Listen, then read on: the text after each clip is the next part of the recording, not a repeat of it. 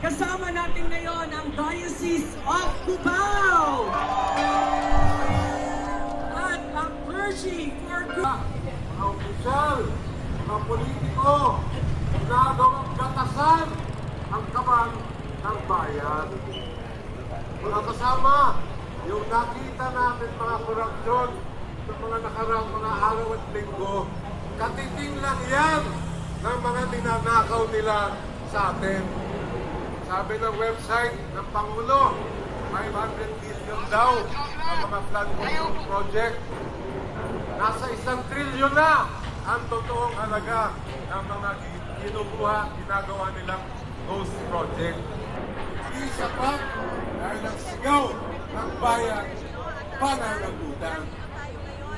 Kami po, sa Bayan Party List, 4 ang aming panawagan.